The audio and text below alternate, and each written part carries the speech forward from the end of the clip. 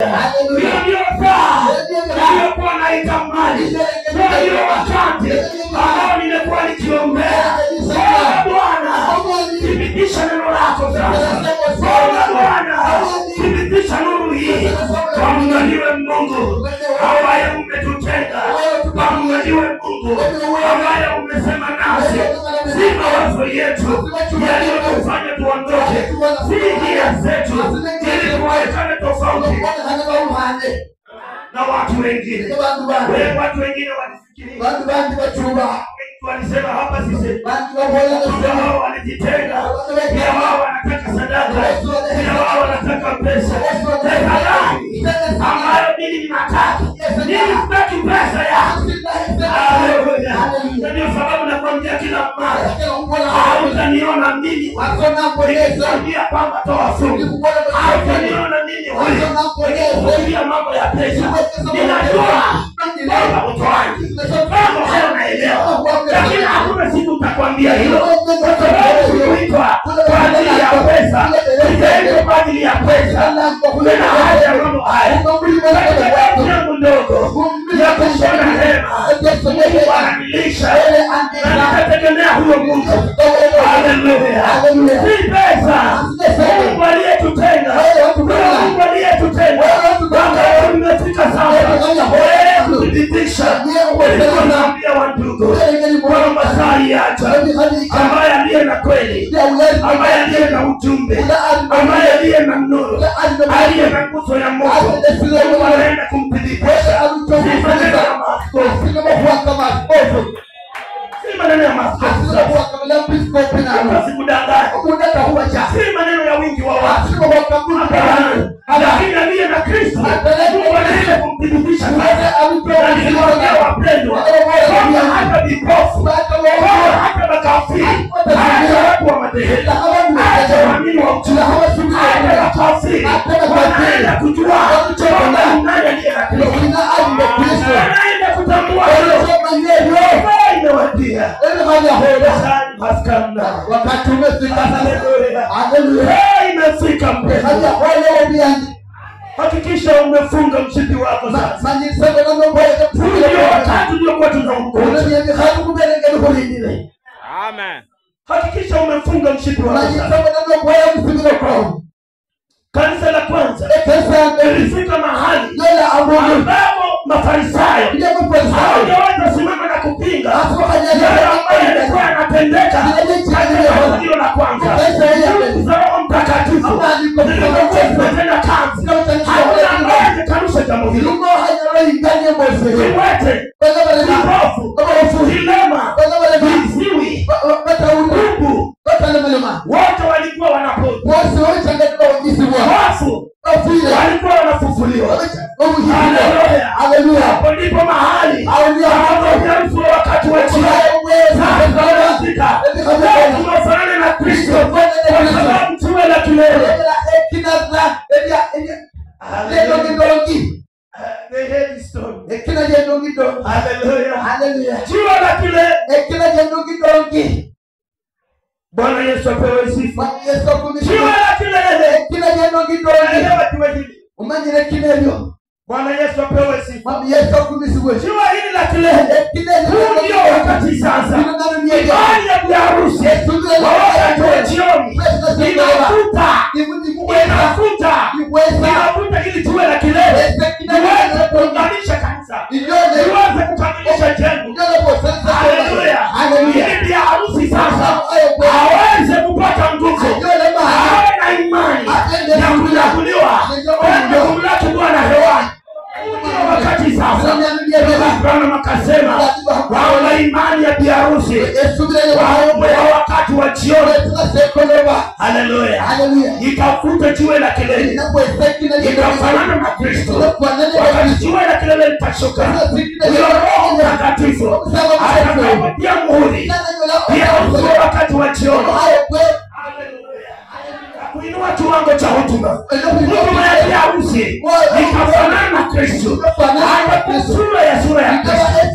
Neno kwa neno la Kristo. Roho kwa roho wa Kristo. Wakamuona Kristo. Leo hii, dunia hii, ulimwengu wa mbinguni unaenda kumuona Kristo ambaye anaishi akitembea duniani.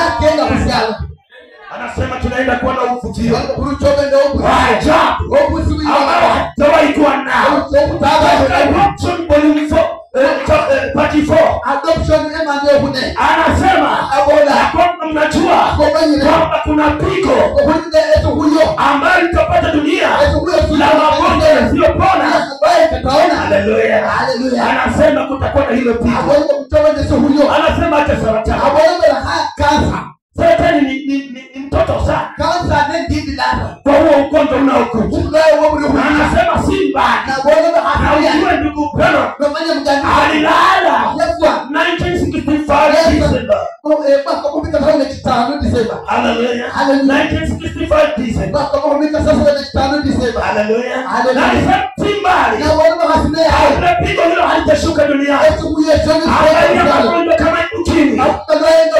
Yalianza kuingia hadi 70s. Hallelujah. Na kuanza kufanyia dunia. Alisema mchunge katika Adoption 34 ya kwamba magonjwa hayatakuja, yatafanya watu wakonde, yatafanya mambo ya watu yaingie ndani, yatakula miili ya watu, watu wataoza, watu wangali hai. Bwana upewe sifa. Anasema yako yanakuja.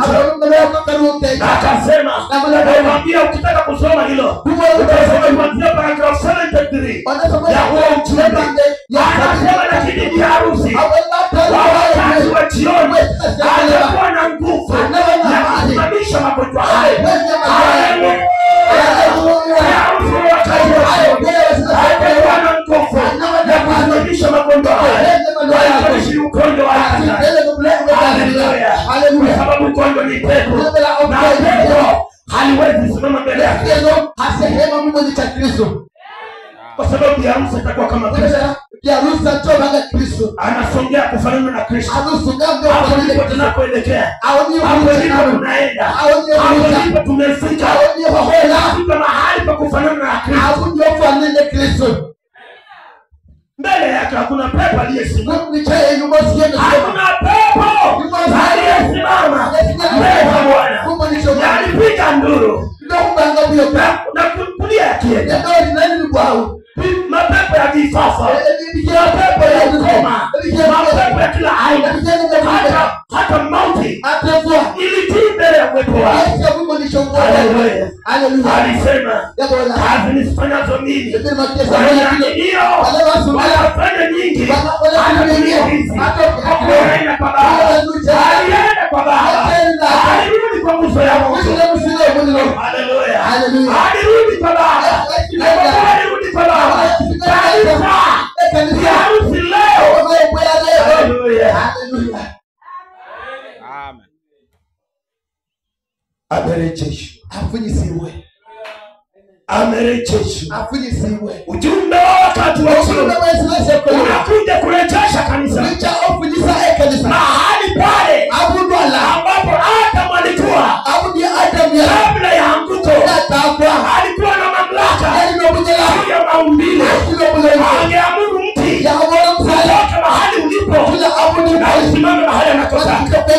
Angeambia mlima kutoka mahali ulipo na usimame mahali anakotaka. Alikuwa na mamlaka ya maumbile. He was amateur God. Alikuwa Mungu mdogo. Mungu alimpa Adam kuwa mtawala. Haleluya. Adam had domain. Adamu alikuwa na utawala. Alikuwa na utawala. Bwana Yesu apewe sifa. Adam had domain. Adam alikuwa na utawala. Dunia hii ndio iliyokuwa utawala wake. Mahali anatawala. Alitawala maumbile. Haleluya. Lakini dhambi ilipoingia, dhambi ilipoingia iliondoa hayo mamlaka. Iliondoa uweza huo. Iliondoa nguvu hiyo. Iliondoa hati miliki. Iliondoa kufanyia katika maisha ya Adamu. Adamu akapoteza nguvu. Akatoka katika uwepo wa Mungu. Na kanisa majira yote imekuwa nje ya uwepo wa Mungu. Imekuwa nje ya Edeni.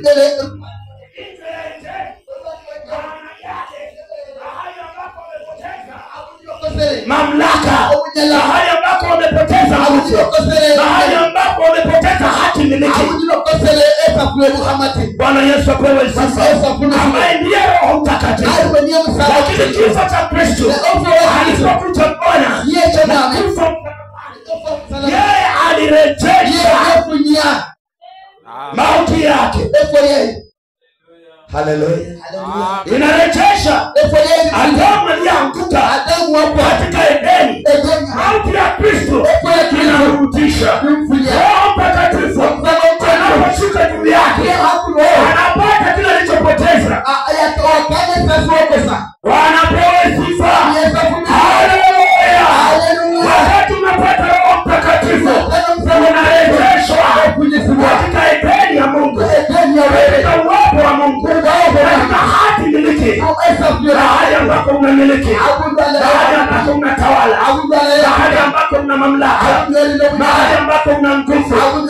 Akasema katika kitabu cha Luka mlango wa 10 mstari wa 19, wapeni mamlaka kukanyaga nyoka na nge.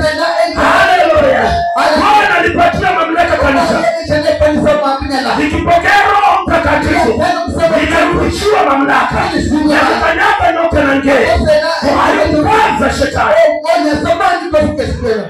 kuharibu kazi za shetani, kufunga nguvu za giza.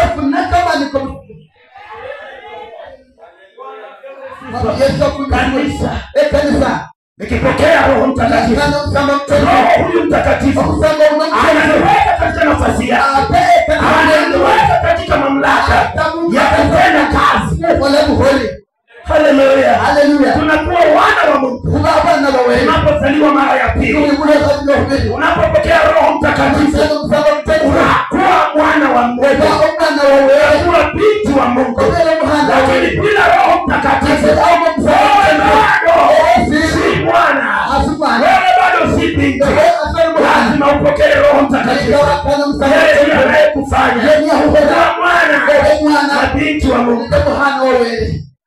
Na kisha kuwa ndani yako, sasa anakuweka katika nafasi yako ndani ya Kristo, ndani ya mwili wa Kristo. Anakuweka katika nafasi yako. Bwana anasema kwamba hiyo ndio shida leo na kanisa. Wakati Mungu anamuweka mtoto wake mmoja katika nafasi yake, anaanza kutenda jambo fulani, kanisa lote anaanza kutamani nitende kama huyo, nifanane na huyo. Haiwezi kuwa namna hiyo. Haleluya. Biblia inasema katika kitabu cha Wakorintho wa kwanza mlango wa 12 mstari wa 4, Paulo anazungumzia karama 9 za Roho Mtakatifu. Yule mmoja akitenda kazi katika njia iliyo tofauti. Anasema kanisa haoni mwili wa Kristo, wote hawawezi kuwa kitu kimoja, hawawezi kuwa kiungo kimoja cha mwili. Kuna mguu, kuna mkono, kuna sikio, kuna jicho, kuna kichwa, kuna kifua. Haleluya. Hili ni viungo hivi vyote. Vitu vyote kwa mwili haviwezi kuwa jicho. Kutakuwa wapi kutembea? Kutakuwa wapi kushika? Vitu vyote haviwezi kuwa mkono. Kutakuwa wapi kuona? Haleluya. Vitu vyote haviwezi kuwa kitu kimoja. Haleluya. Vyote haviwezi kuwa kitu kimoja. Kuna viungo vinavyoonekana dhaifu katika mwili, kama kucha, kama nywele, taja. Kuna viungo vinavyoonekana dhaifu katika mwili. Lakini Paulo anasema kwamba viungo hivyo vinavyoonekana kuwa dhaifu katika mwili, tuna vitamini sana, tunavipa nguvu sana. Haleluya. Na Mungu anapenda hivyo viungo dhaifu aweze kuvitia nguvu, aweze kuvitumia kwa ajili ya utukufu wa jina lake. Wewe hautakuwa na karama ya unabii,